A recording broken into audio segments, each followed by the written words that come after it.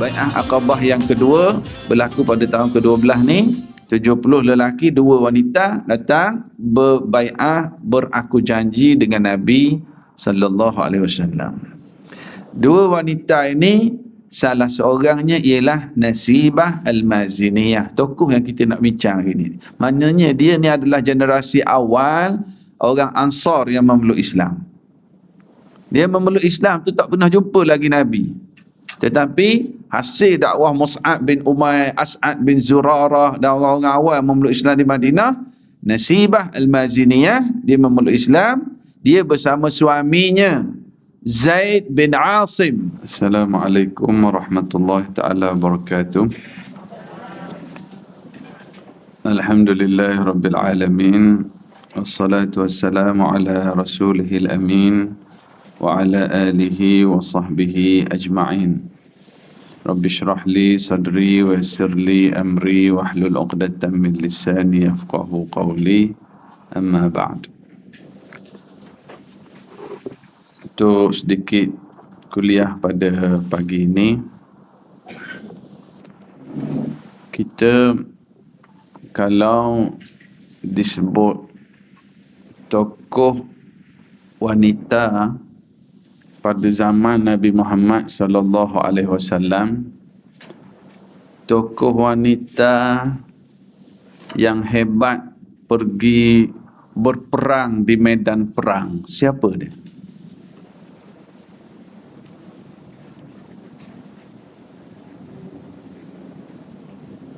Yang dapat anugerah pelakon popular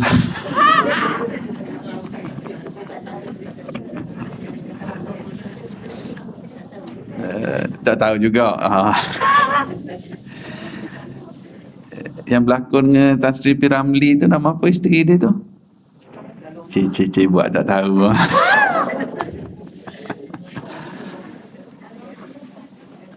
Tu tahu, Saroma tahu kan. Tapi kalau tokoh sahabat Nabi yang perempuan yang hebat yang sampai ke medan perang, siapa dia? Ummu Salamah. Ummu Salamah adalah salah seorang ummul mukminin kan, isteri Rasulullah sallallahu alaihi wasallam.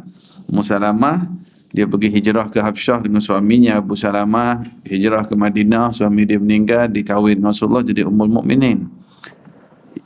Itu Ummu Salamah. Lagi siapa lagi?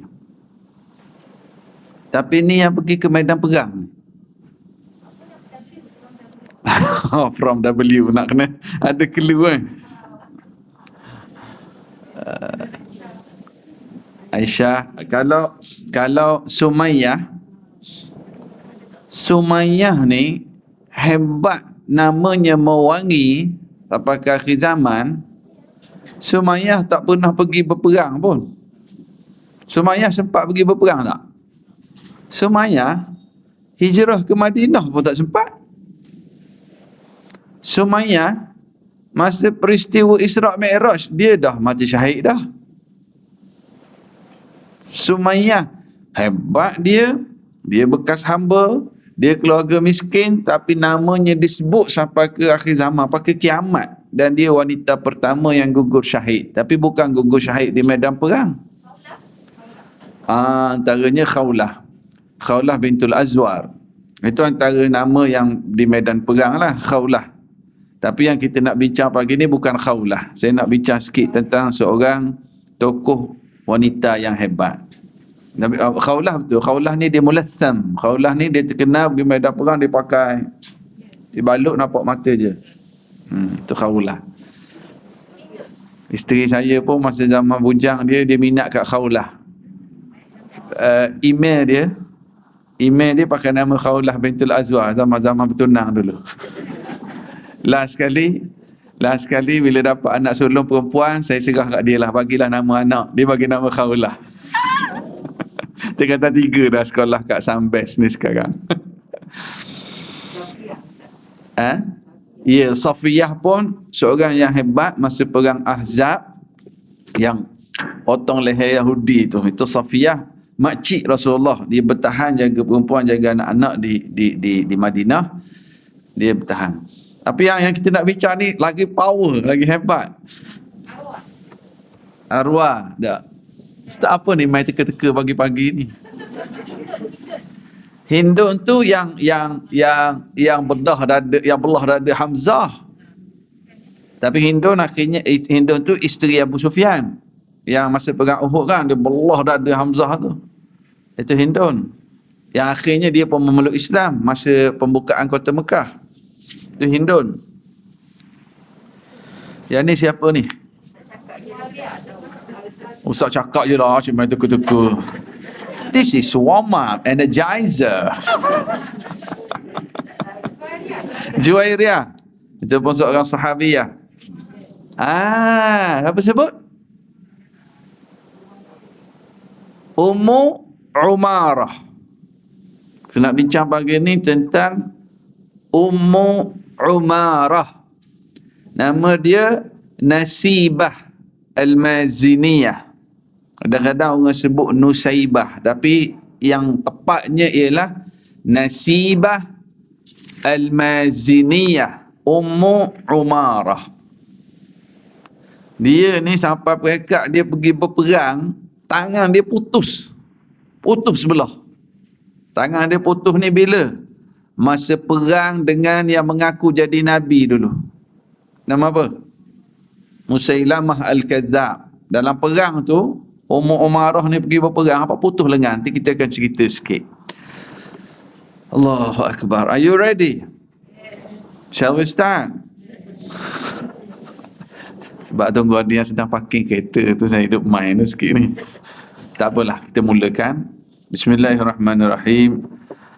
Alhamdulillah, wassalatu wassalamu ala Rasulillah wa ala alihi wa sahbihi wa man walah.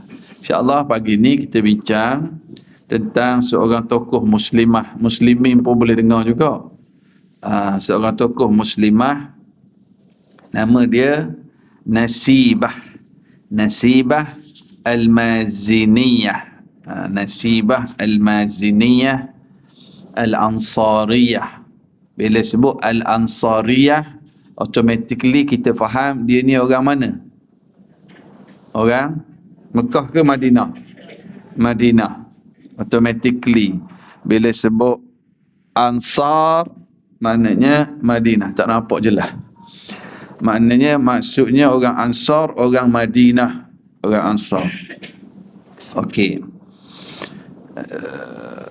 Kita ambil roughly dulu. Nabi Muhammad sallallahu alaihi wasallam berdakwah di Mekah 13 tahun. Tahun ke-12 sebelum Nabi hijrah ke Madinah, tahun ke-11, ada orang Madinah datang ke Mekah memeluk Islam. Beberapa orang, tak sampai 10 orang. Okey, beberapa orang ni, orang Madinah. Ni tahun ke-11. Seorang Madinah datang masuk Islam, tak sampai 10 orang. Balik ke Madinah, berdakwah, ajak orang memeluk Islam. Okey, next year, tahun ke-12 Nabi di Mekah. Tengok Nabi ajar kita buat preparation sebelum hijrah.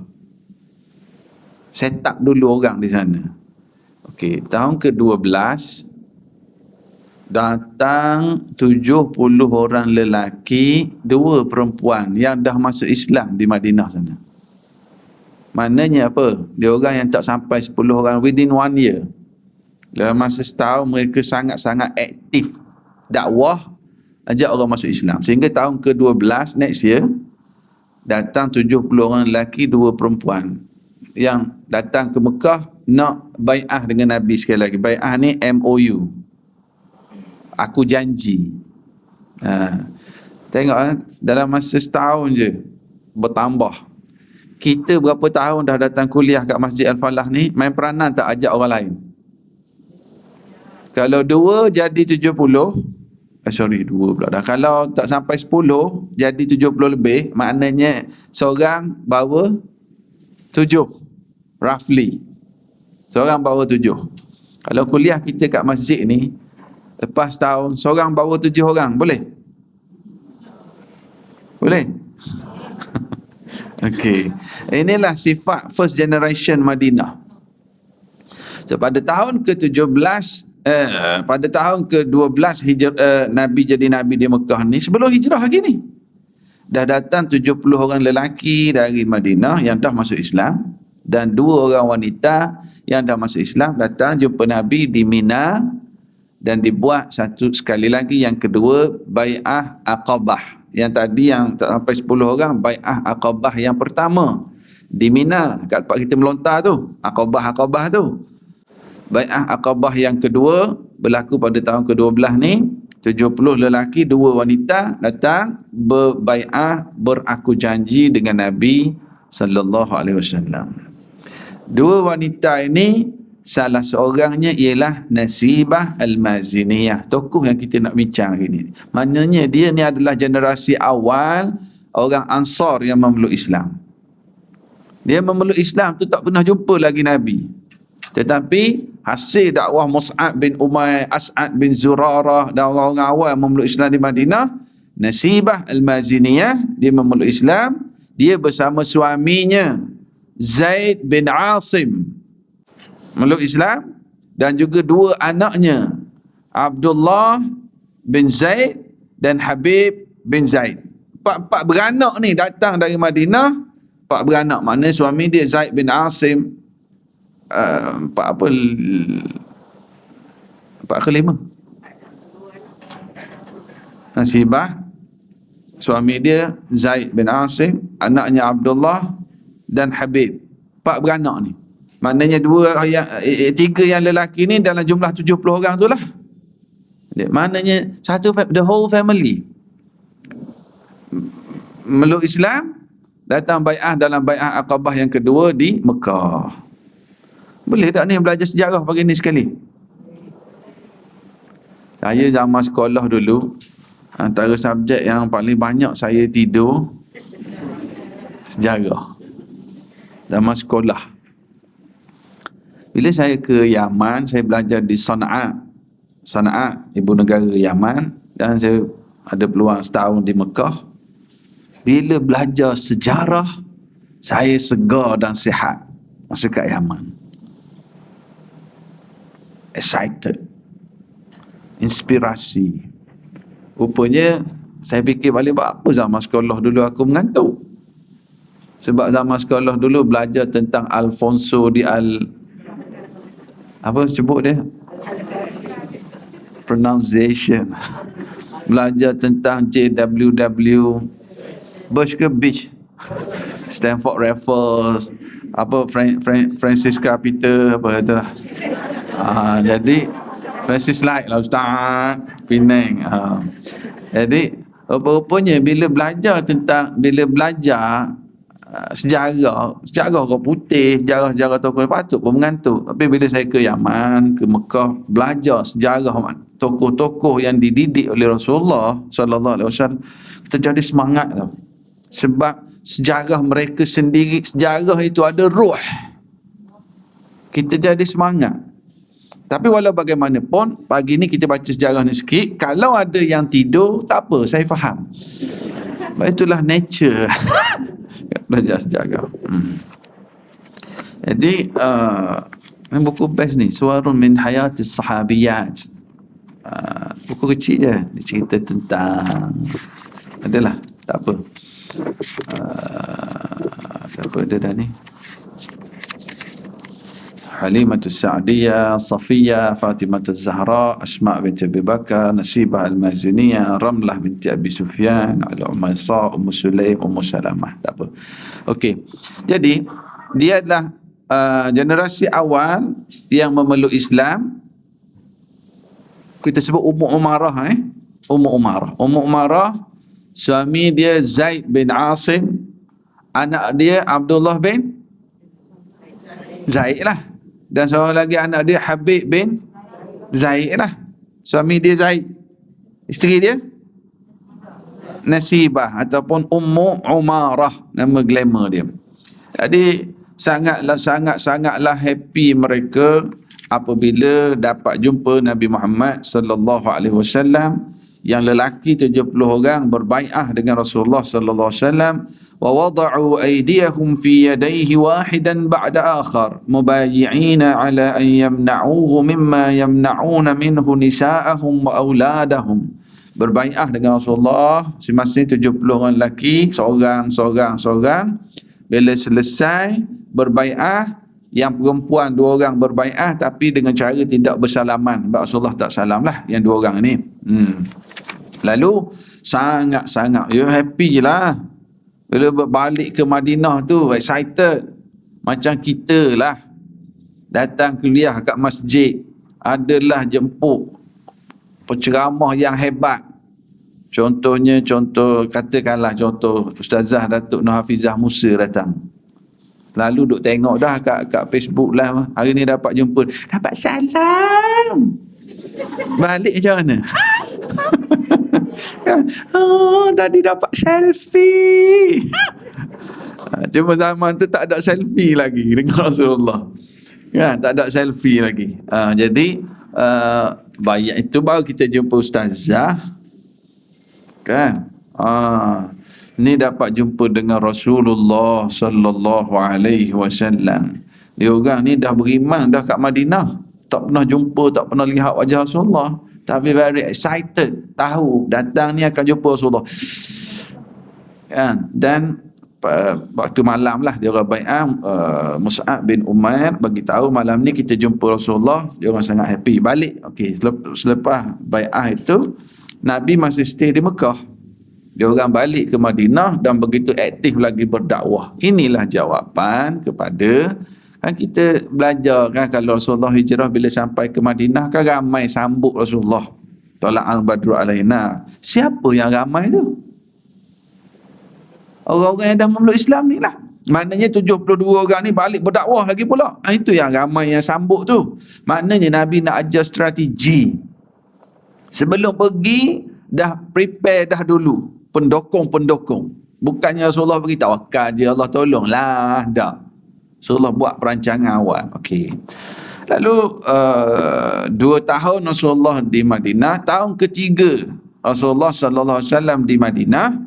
Pada tahun ketiga, Ummu Umarah bersama suaminya Zaid bin Asim, bersama anaknya Abdullah, bersama anaknya Habib, bersama menyertai Rasulullah sallallahu alaihi wasallam dalam perang. Dalam Islam, perang yang pertama tahun kedua hijrah. Perang apa? Badar. Tahun ketiga berlaku perang lagi, perang. Ustaz janganlah tanya, Ustaz kuliah dah lah. Okeylah. Di Madinah, 2 tahun Nabi di Madinah, perang Badar.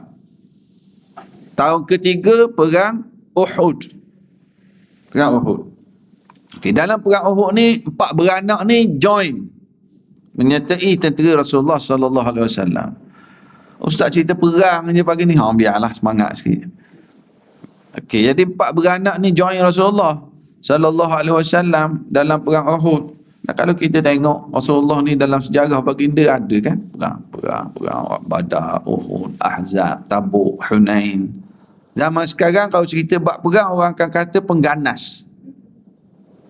Sedangkan Rasulullah ada panduannya ketika perang. Kenapa perang, adab ketika perang, keyakinan dengan janji Allah ketika perang, kelebihan orang mati di medan perang, semua Nabi cerita. Tapi zaman sekarang kalau cerita bab ni, Ustaz ni pengganas. Ini berjayanya musuh-musuh Islam, sebar doktrin. Jadi dalam perang Uhud ini kali pertama Ummu Umarah join, tetapi tujuan dia pergi, kharajat Ummu Umarah ila Uhud tahmilu siqa'aha litarwiya dhama'al mujahidin fi sabilillah wa ma'aha lafaifuha litudammida jarahahum. 2 peranan dia ketika join perang Uhud ini. Dia bawa bekas air. Tujuan apa? Logistik kenderaan tak? Catering kan? Catering. F&B. Dia jaga bak makan.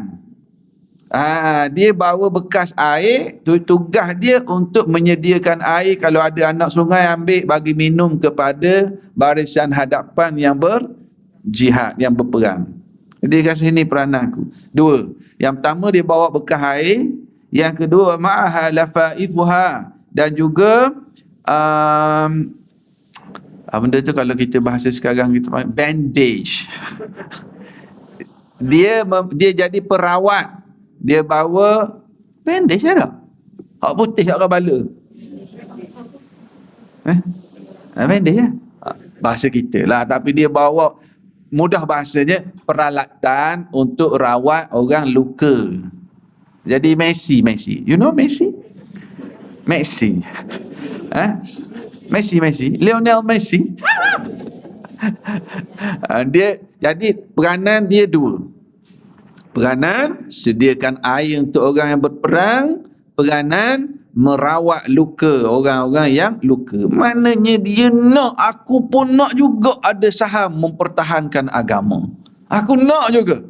Jadi ini peranan yang aku boleh buat. Aku bahagian sedia makanan untuk orang berjuang. Aku bahagian rawat kalau ada yang luka. Jiwa, semangat dia tu. Dan anak dia ni dia bawa sekali. Dia masa bai'ah dulu, anak dia remaja lagi. Remaja 2 orang. Tapi mari pergi bai'ah dengan Nabi. Dia heret anak dia dari Madinah ke Mekah join. Rasa susah payah perjalanan musafir. Dapat jumpa Nabi bai'ah. Masa dalam perang, anak, jom bawa sekali. Dia ikut suami, bawa 2 anak lelaki dia. Mari ke medan jihad. Kalau medan perang ni risikonya apa? Risikonya terbunuh. Tapi dia bawa anak dia sekali. Sebagai apa? Sebagai menepati janji bai'ah dia. Bai'ah kan janji setia. Aku janji.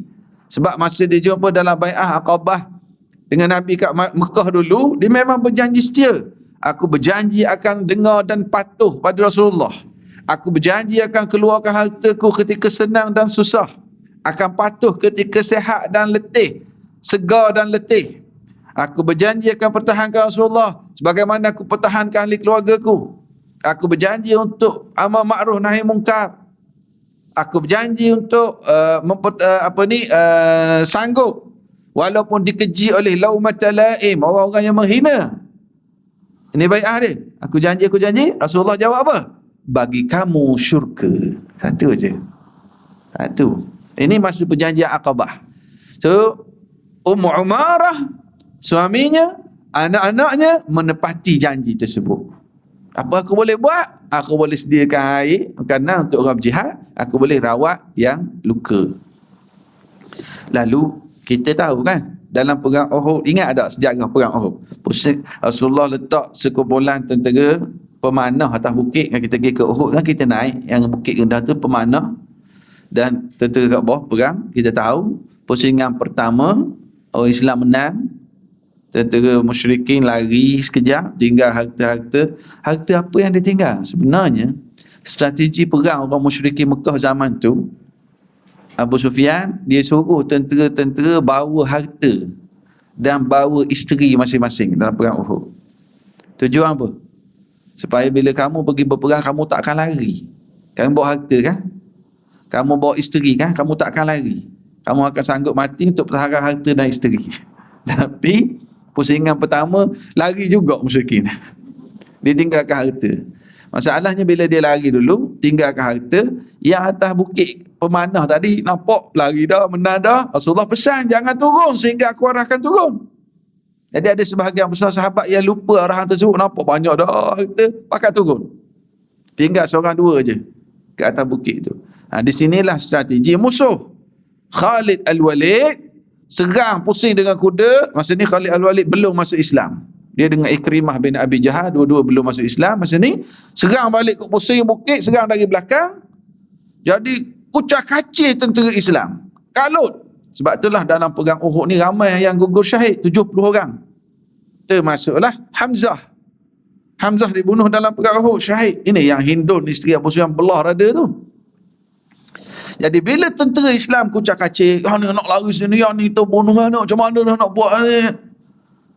Ketika ini Ummu Umarah lempar bekas air, lempar bandage, ambil pedang.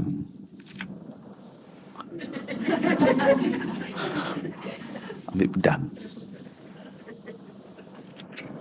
Ini semangat dia. Bila dia tengok ada sahabat yang terbunuh, bila dia tengok ada yang cover Rasulullah pun dah, dan pada saat ini diviralkan, qutila Muhammad, qutila Muhammad, Muhammad dah kena bunuh, Muhammad dah kena bunuh. Ini strategi musuh nak suruh down semangat para sahabat. Ummu Umarah bukan down, ambil pedang. Kali pertama dia mengangkat pedang sebab dia tengok Rasulullah dalam bahaya. Dia tarik dengan suami dia, dengan anak dia, mai kita pergi dekat cover Rasulullah sallallahu alaihi wasallam. Di cover Rasulullah sallallahu alaihi wasallam. Lalu dia pergi.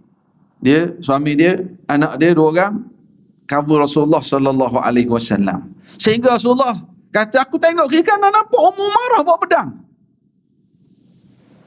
Dia tak ada lah, abang, dah. Aku bertahan Rasulullah. Sehingga Rasulullah tengok aku, nampak Ummu Umarah. Dan pada ketika itu, Rasulullah sebut, aku lihat Rasulullah SAW, aku lihat Ummu Umarah dalam keadaan tertera Islam, ada yang terbunuh, ada yang jatuh, bahkan ada yang cuba lari, Rasulullah tengok Ummu Umarah tak ada baju besi, tak ada perisai. Bila ada yang cuba lari, Rasulullah bang, yang nak lari tu, tinggal baju besi sini, tinggal perisai, bagi kepada Ummu Umarah. Dia pula jadi salah seorang tentera. Ketika itu Ummu Umarah, subhanallah, dengan begitu berani, dan di hadapan mata dia, anak dia Abdullah bukan badan, di peha kiri anak dia, di peha kiri anak dia terpancuk darah, lalu anak dia jatuh. Rasulullah kata, Ummu Umarah, tu anak kamu tu. Dia pun pergi dekat, dia pergi ke anak dia, dia ambil bandage tadi, dia balut luka anak dia. Dia balut luka. Bangun, lawan lagi. Bukan dia kata, baliklah dulu, nanti sekolah nak buka, rehat-rehat dulu. Dah. Dia balut kaki anak dia, dia rawat luka. Inhab bunayya wa qatil, dia kata. Bangun anakku, terus lawan lagi. Lalu Rasulullah sallallahu alaihi wasallam tengok, Rasulullah kata, tak ada orang yang mampu nak buat sebagaimana kamu buat, wahai Ummu Umarah. Rasulullah tengok, Rasulullah kata, tak akan ada orang yang mampu nak buat sebagaimana kamu buat, wahai Ummu Umarah. Lalu bila anak dia bangun, Rasulullah nampak tadi orang yang tikam anak dia. Rasulullah kata, ya Ummu Umarah, hadha darib ibnik. Tu yang tikam anak kamu tadi, wahai Ummu Umarah. Dia ambil pedang, dia hayun, kena kaki kawan tu. Bila kena kaki, fabaraka, lalu orang tu pun terduduk. Bila orang tu terduduk, dia lompat, ambil pedang, ditikam, dia bunuh. Rasulullah senyum. Rasulullah sallallahu alaihi wasallam tersenyum. Rasulullah kata, ingat apa? فالتفت إلي النبي الأعظم صلى الله عليه وسلم مبتسما وقال قد اقتصصت منه يا أم عمارة والحمد لله الذي أظفرك به وأراك ثأرك بعينك. Wahai Ummu Umarah, kamu telah qisas, makna kamu telah balas dalam perang. Dalam perang dia tak boleh nak awak bunuh anak saya ke, tak boleh. Dalam perang dia kena begitu kat tindakannya, sebab perang ini hidup ataupun mati. Lalu Rasulullah senyum. Rasulullah kata, kamu telah balas untuk anakmu, wahai Ummu Umarah. Anak dia tak mati lagi, Abdullah ni. Abdullah tak mati dalam perang, tapi cedera. Dan dia pun cedera juga, Ummu Umarah. Lalu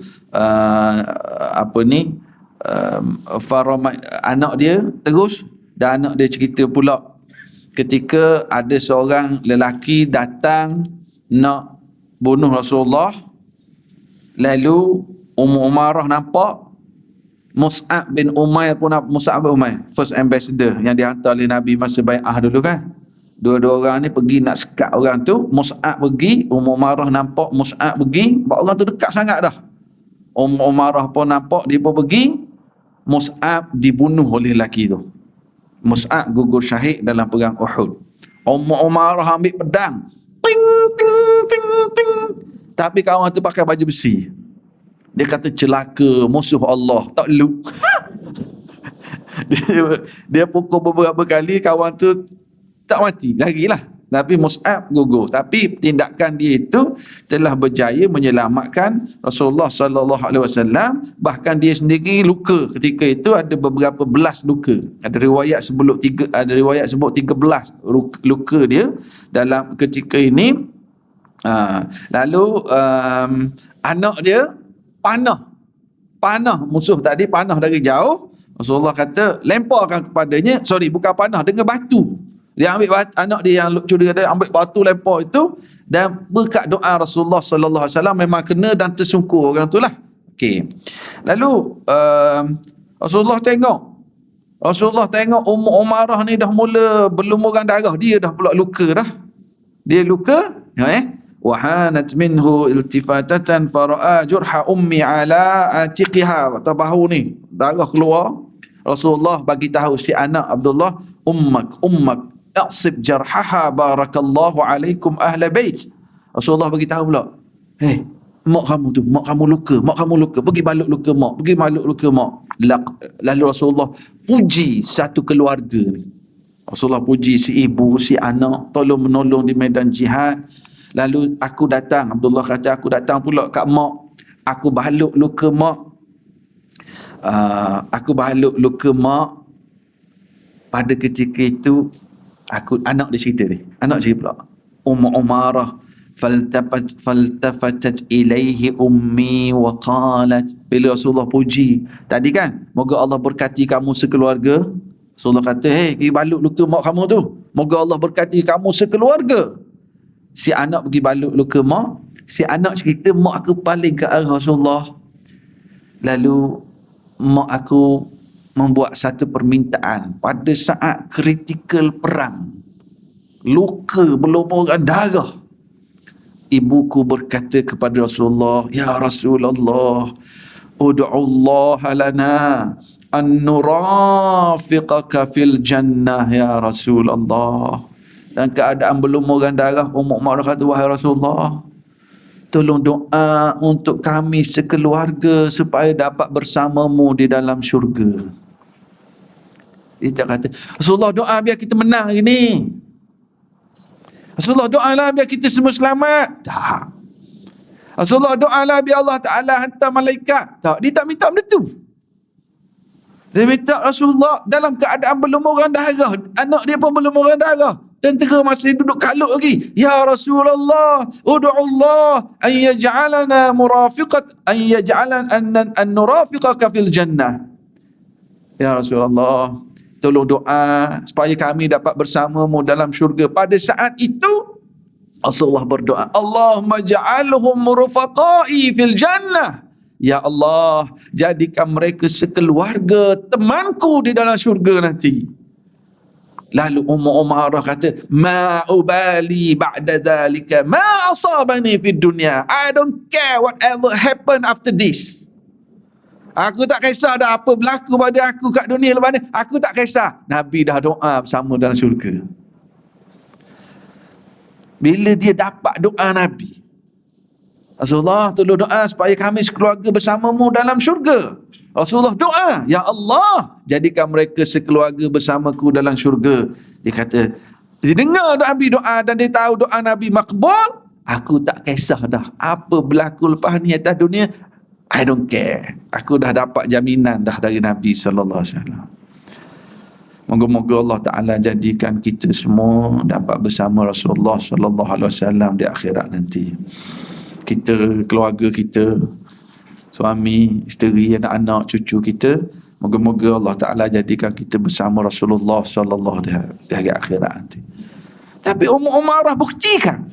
Dia nak bersama Nabi, dia buktikan. Dan Nabi tahu kesungguhan dia. Nabi nak saksikan sendiri. Nabi doa.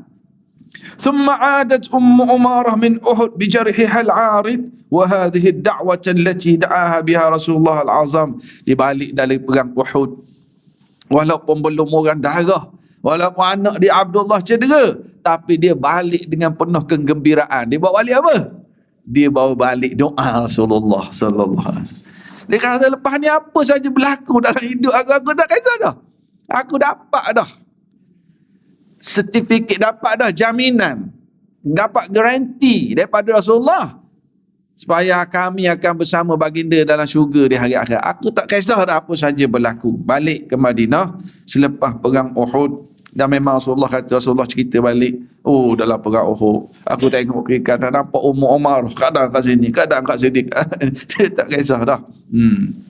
Dia dapat rasa kemanisan berada di medan jihad. Sejak daripada perang Uhud, dia sentiasa bersama, tidak pernah absence. Perang bersama Nabi. Dia rasa kemanisan. Perang lepas tahun ketiga, tahun kelima perang Ahzab, kemudian Hudaibiyah, kemudian Umratul Qada, kemudian Fathu Makkah, kemudian perang Hunain, dia join. Dia macam gini lah, macam gini. Kan kita selalu tengok ada NGO kan, yang hantar bantuan pergi ke Kemboja, pergi ke orang susah kan. Ramailah jemaah-jemaah kat sini selalu transfer, bagi sumbangan duit. Alhamdulillah, moga diberkatilah. Try sekali kalau ada kesihatan, ada kelapangan masa, join mereka pergi hantar bantuan. Pergi ke Sabah, pergi ke Kemboja, kita tengok rumah orang sakit, orang susah, kita nampak kegembiraan wajah dia, kita akan rasa kemanisan. Nak pergi lagi lah. Faham tak maksud saya? Umarah mula merasa kemanisan berada di medan jihad. Lepas tu setiap kali Rasulullah sallallahu alaihi wasallam pergi berjihad, memang dia tak pernah absent dah. Lepas tu dia pergi, dia join sekali, dia pergi, dan beberapa lagi lah. Dan yang menarik, antara peristiwa yang menarik berlaku, banyaklah kait dengan Umarah ni. Anak dia Habib, Abdullah seorang Habib kan. Okey. Di akhir-akhir usia Rasulullah sallallahu alaihi wasallam pada tahun ke-9 10 ni, lahirnya seorang yang mengaku menjadi nabi, iaitulah nama apa? Musailamah Al-Kazzab. Musailamah Al-Kazzab di sebelah Najd. Kalau sekarang di sebelah Bahrain sana. Dia mengaku jadi nabi. Dia kata sebelah tanah Arab, sebelah sana bahagian Muhammad, Nabi, bahagian ni sebelah aku. Ada pula dia bagi. Dan siap dia hantar surat lagi kepada Rasulullah, wahai Muhammad, aku pun Nabi, kau pun Nabi, kita bagi dua. Aku bahagian ni, kau bahagian ni. Dia hantar wakil, hantar surat kepada Rasulullah. Rasulullah kata, kalaulah tidak kerana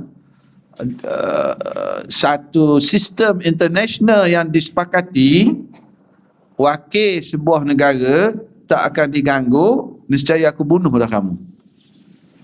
Wakil Musailamah ni sebab asal dia Islam, dia murtad. Dia mengaku Musailamah jadi Nabi, dia bawa surat jumpa Nabi di Madinah. Rasulullah, bila dia bagi tahu bawa surat ni, Rasulullah kata, kamu macam mana? Kamu setuju ke Musailamah jadi Nabi? Ya, saya setuju. Lalu Rasulullah kata, kalaulah tidak kerana peraturan antara bangsa yang meraihkan wakil negara, nescaya aku bunuh kamu. Oleh kerana tengok Rasulullah pun faham international law. Ya. Lalu dia ni Rasulullah bagi surat balik, balas bahawa Allah Ta'ala akan bagikan dunia ini, Allah Ta'ala bersama orang beriman saja, tak layanglah pada Musailamah ni. Lalu dia semakin besar, semakin ramai pengikut Musailamah Al-Kazzab. Sekali lagi Rasulullah pula hantar wakil, hantar surat yang memberi amaran pada Musailamah Al-Kazzab. Surat Rasulullah ini dibawa oleh Habib bin Zaid radhiyallahu anhuma. Siapa dia Habib bin Zaid? Anak Zaid, betul. Habib bin Zaid anak Zaid, betul. Betul. Anak kepada Ummu Umarah Nasibah Al-Maziniyah. Habib bawa surat, dia jumpa Musailamah Al-Kazzab, amaran dari Rasulullah SAW. Tapi jahatnya Musailamah, dia melanggar peraturan antara bangsa ni. Dia tahan Habib. Dia tanya, atashhadu anna Muhammadar Rasulullah? Kamu bersaksi Muhammad Rasulullah? Habib jawab, ya, aku bersaksi bahawa Muhammad adalah Rasulullah. Musailamah tanya, atashhadu anni Rasulullah? Kamu bersaksi ke aku pun Rasulullah? Habib kata, I cannot hear you. I beg your pardon. Saya tak boleh dengar. Musailamah nak marah. Kamu bersaksi Muhammad adalah Rasulullah? Habib jawab, ya, aku bersaksi Muhammad adalah Rasulullah. Kamu bersaksi aku Rasulullah? Saya tak dengar. Dia jawab gitu. Aku tak dengar. Lalu diikat Habib. Kamu bersaksi bahawa aku Rasulullah? Aku tak dengar.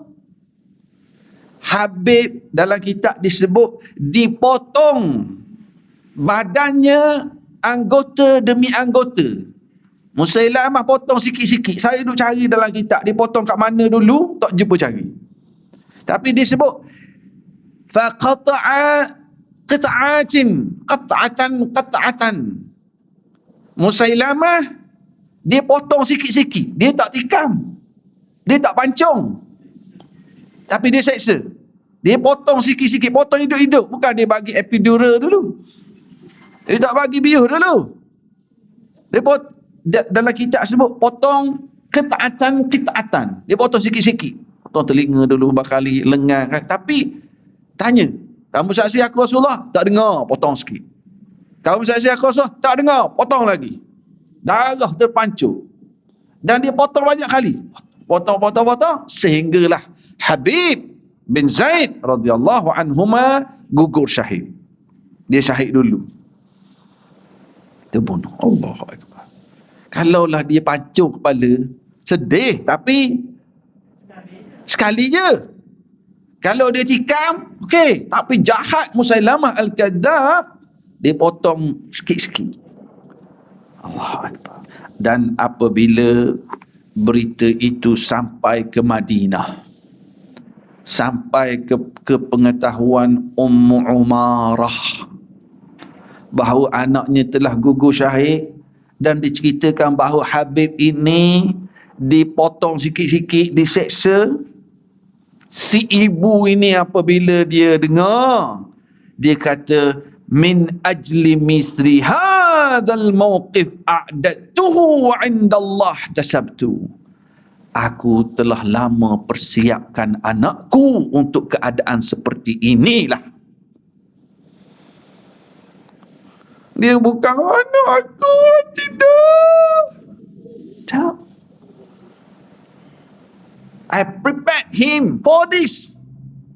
Limithli hadzal mawqif a'dadtuhu wa 'inda Allah tasabtu. Seperti keadaan inilah yang aku prepare anak aku. Ketika kecil aku membawa, aku heretnya pergi bai'ah dengan Nabi dulu, bai'atul Aqabah Ats-Tsaniyah. Dulu masa lagi Madinah, aku heret dia berbai'ah dengan Nabi. Aku persiapkan anakku untuk keadaan seperti inilah, dan aku tunggu pahala di sisi Allah. Kita persiapkan anak kita untuk apa?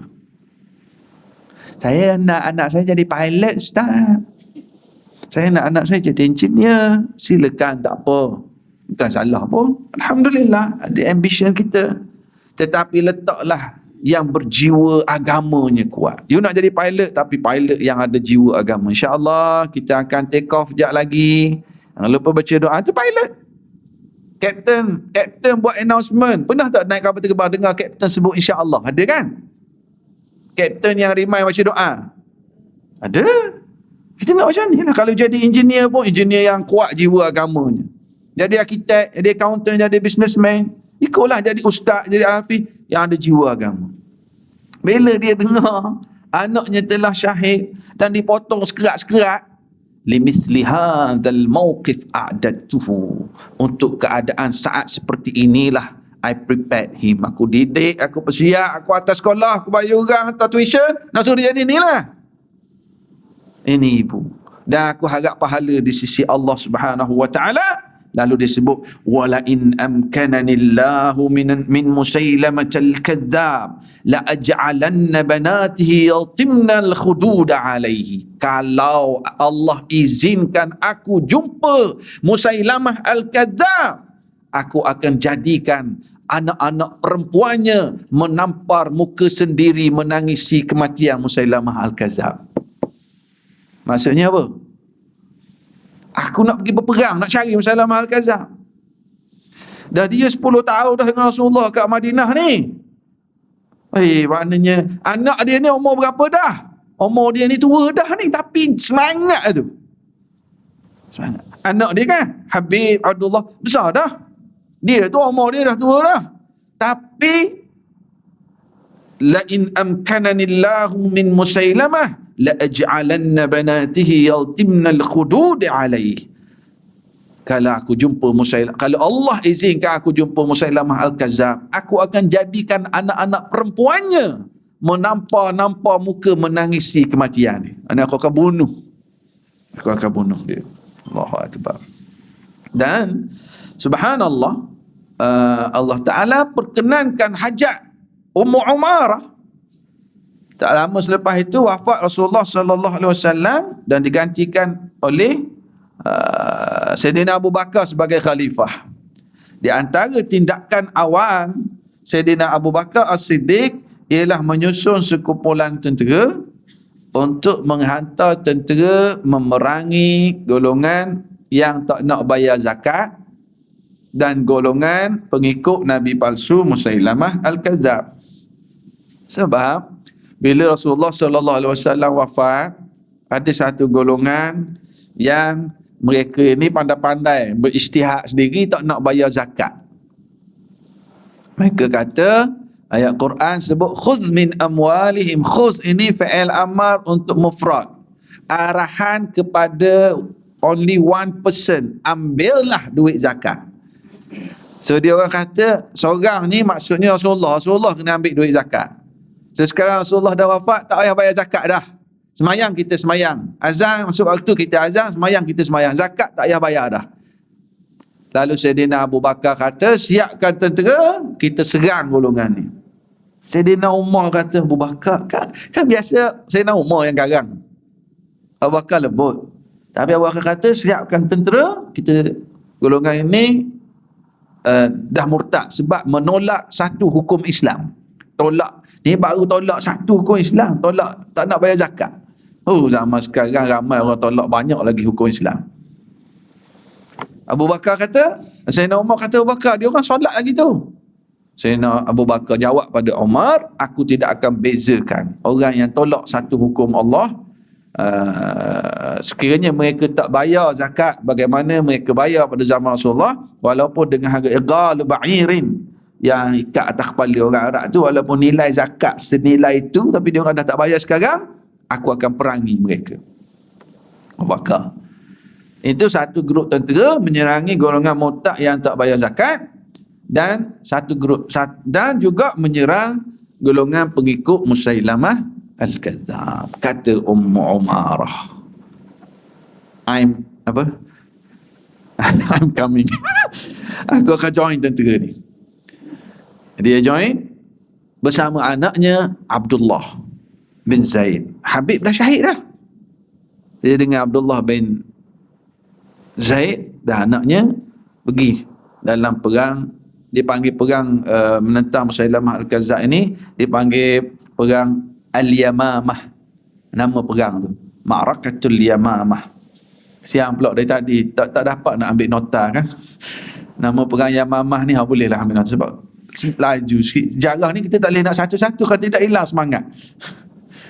Nama perang zaman Sayyidina Abu Bakar, perang dengan Musailamah Al-Kadzab, nama perang ini perang Al-Yamamah. Jadi memang antara target utama Ummu Umarah nak bunuh Musailamah Al-Kadzab. Nombor satu, tujuannya untuk memadamkan api fitnah ngaku jadi Nabi. Dan yang kedua, ini adalah untuk balas dendam dia untuk anak dia Habib. Bukan untuk balas dendam saja, tapi Ummu Umarah menyertai perang ini dengan niat yang jelas, nak memadamkan api fitnah yang dibawa oleh Musailamah Al-Kadzab. Kita perlu hapuskan ni. Kita perlu apa? Aku nak join. Dan dalam masa yang sama, aku nak balas apa yang kamu buat pada anak aku. Jadi dia semangat. Kali ni bawa pedang. Bawa pedang. Dan ketika berlaku ni, dia ada 2-3 orang yang target Musailamah Al-Kadzab ni. Abdullah bin Zaid, anak dia, Umarah. Lepas tu ada seorang lagi yang memang purposely dalam perang ni dia cari Musailamah Al-Kadzab je. Siapa orang tu? Orang tu adalah pembunuh Sayyidina Hamzah masa perang Uhud dulu. Dia seorang hamba yang diberi offer oleh tuannya di Mekah, kamu pergi perang Uhud, bunuh Hamzah, kamu akan dimerdekakan. Jadi lelaki ni, dia pergi perang Uhud dulu, dia tak peduli orang lain pun, dia cari Hamzah je, pegang tombak dia. Nampak Hamzah, bunuh Hamzah. Lelaki ni, dan dia balik ke Mekah, dia dimerdekakan. Perang Uhud pada tahun ke-3 Hijrah. Pada tahun ke-8 Hijrah, Nabi balik buka kota Mekah, lelaki ni memeluk Islam. Lelaki ni memeluk Islam, pergi Madinah jumpa Nabi. Nabi kata, kau bunuh Hamzah dulu. Ya. Cerita? Dia pun ceritalah. Saya pergi perang Uhud, saya tak nak perang pun, saya nak merdekakan diri saya je. Saya cari Hamzah. Saya cari Hamzah, nampak dia pakai ada tanda sikit, bulu burung. Dia memang pemburu Hamzah ni, saya nampak. Saya pun lontar tombak, kena, mati. Sekarang ni saya minta maaf, saya taubat, saya nak masuk Islam. Rasulullah sallallahu alaihi wasallam teringat pada pak saudaranya Hamzah. Rasulullah maafkan lelaki ini. Rasulullah terima lelaki ini. Rasulullah kata, ghayyib wajhak. Cuma lepas ni jangan bagi aku nampaklah muka kamu, aku teringat kat Hamzah. Maknanya ungkapan I can forgive but I cannot forget, tak apa, cuma jangan balas dendam. Satu, jangan balas dendam. Ini kita faham ni sebenarnya. Rasulullah tak lupa kisah Hamzah, Rasulullah tak balas dendam. Ada satu lagi, Rasulullah kata, kau pergi dari sini, jangan bagi aku nampak muka kau, sebab aku jadi teringat. Jadi pengajarannya yang kedua apa? Saya boleh maafkan Ustaz, tapi saya tak boleh nak lupakan dia tu. Yang keduanya, jangan duk stalk lah Facebook dia. Ni duk tengok lagi IG dia, nak marah balik. Faham tak? Lupakan. Jadi Rasulullah kata, aku maafkan kamu, cuma kamu pergi dari sini, aku tak boleh tengok muka kamu. Dan lelaki ni jujur, ikhlas dia. Dia memang dia tetap menghadiri majlis-majlis Rasulullah, tapi dia duduk jauh-jauh belakang sahabat. Dia ikhlas dengan taubatnya. Dia ikhlas duduk jauh belakang. Sebab dia nak jaga hati Rasulullah. Dan dia nak buktikan taubat dia bersungguh. Dengan tombak ini aku membunuh Hamzah. Dengan tombak inilah aku nak bunuh Musailamah Al-Kadzab. Lepas tu saya kata, lelaki ni dia cari Musailamah juga. Di samping Umarah dan anaknya Abdullah. Apa nama lelaki ni? Aiyah. Lelaki ni namanya Wahsy. Wahsy bertaubat sungguh radhiyallahu an Wahsy. Wahsy dia follow majlis Rasulullah, tapi dia duduk jauh-jauh. Cuma dia kata, aku nak tombak yang aku bunuh Hamzah ini, dengan tombak inilah aku nak bunuh Musailamah Al-Kadzab. Jadi dalam perang Yamamah ni, Umarah semangat. Dia kata, dah kan, kalau dapat peluang jumpa Musailamah ni, aku nak jadikan anak-anak perempuannya tanpa muka menangisi kematian dia. Dia bersungguh. Nampak Musailamah Al-Kadzab, Umarah, dia pergi nak terkam dengan pedang dia. Lengannya dicantas oleh tentera Musailamah Al-Kadzab. Putus lengan dia. Umarah terpancuk darah, dia pun terjatuh. Dia tengok, tak dapat aku. Lalu yang berjaya Wahsy tadi, dengan tombaknya kena Musailamah, dan anaknya Abdullah, bila Musailamah jatuh dia datang tikam. Jadi 2 orang, tapi depan mata Umarah radhiyallahu anha. Dan dia balik dari perang Yamamah orang tengok wajahnya gembira. Gembira. Nah, macam mana kamu boleh happy tangan tak ada sebelah tu?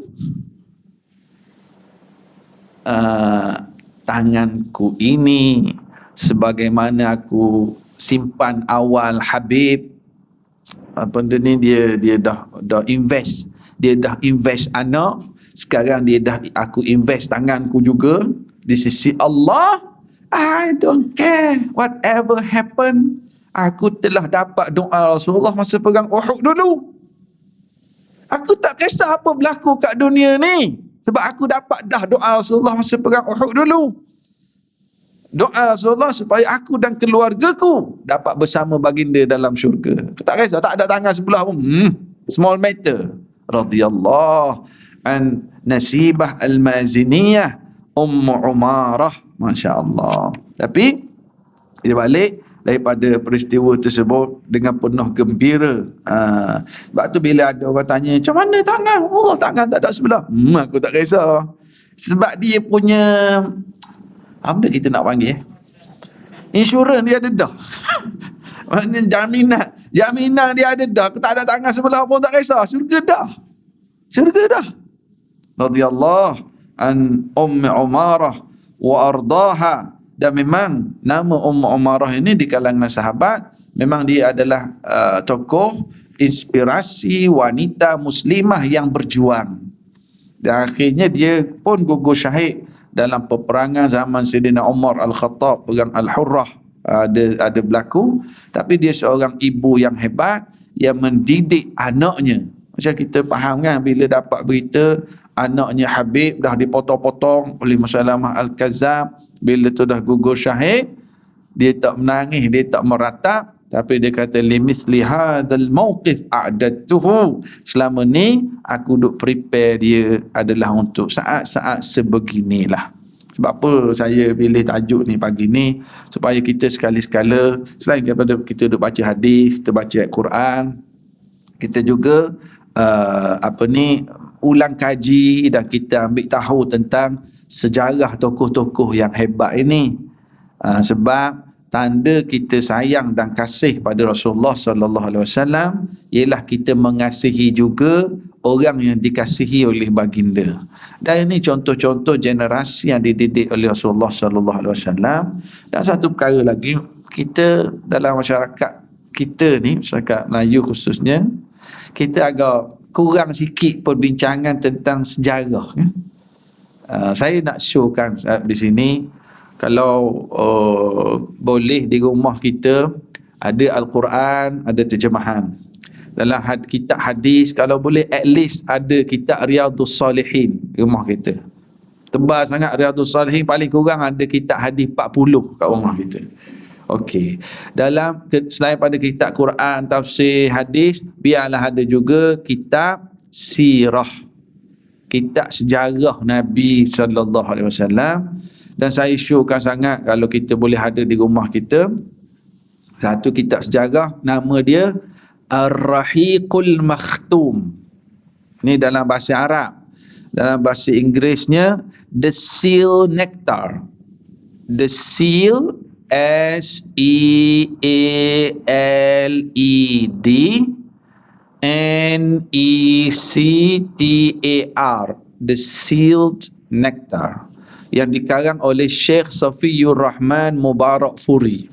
Buku ni dikarang pada tahun 1970-an, 70 something lah. Apabila pada tahun 70-an itu dibuat satu pertandingan peringkat dunia, pertandingan untuk tulis sejarah Nabi Muhammad. Tempoh pertandingan tu agak-agak berapa hari? Berapa minggu? Hadiah dia, pemenang pertama tahun 70-an, 150,000 Riyal Saudi. Pertandingan berapa hari ni? Tempoh pertandingan ni 1 tahun. Peringkat dunia. Masa tu ada lebih kurang 300 lebih penyertaan. Ada bahasa Arab, ada bahasa Inggeris, ada bahasa Urdu, bahasa Melayu tak ada. Ni tahun 70-an. Tulis sejarah tentang Nabi Muhammad sallallahu alaihi wasallam.